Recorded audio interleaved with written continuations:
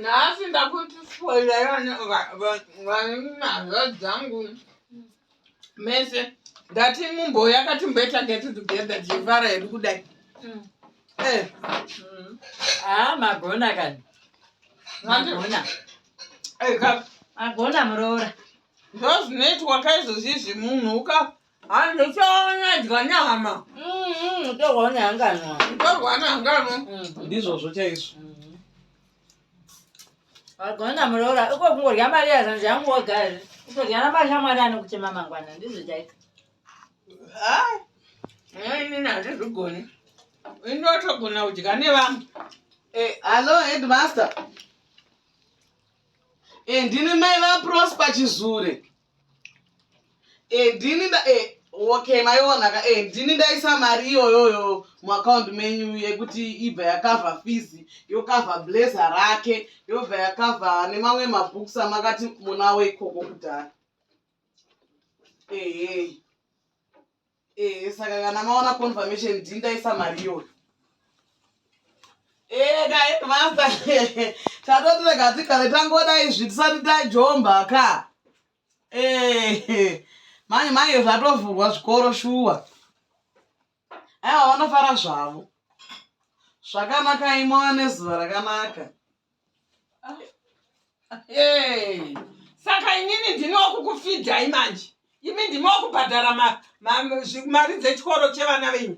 Ini ndichikufidhai. Mwadyira kuno, mabhajetera muhomwe dzenyu, muchiendesa mari dzenyu kuchikoro.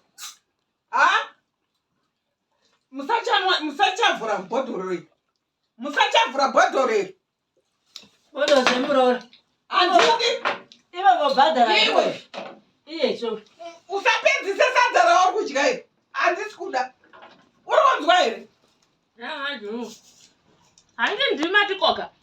Ndakukokai kuti mubhadhara zvikwereti zvenyu ndichikufidhai. Aiwa.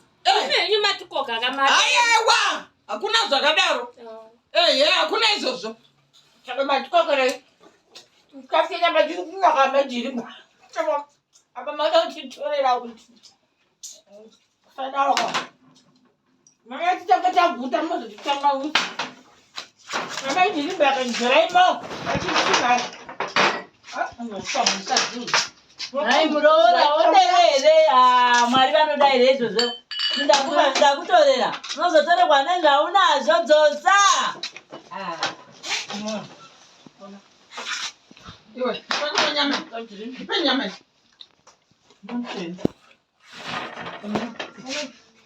wakajaidzwa iwe sanwe drinking. Handi yako mari uri kuendesa kuchikoro, yangu ndo yekudya. Chibudai muna. Tadya taguta kana musina kurongeka imhosva yedu saka tabhodya mabhurusi edu nezvenext nezvechito ezofara. Saka uri kuti handakurongeka. Uri kuti handakurongeka inini. Hari mukuzviona Mutizitambinga mabalance.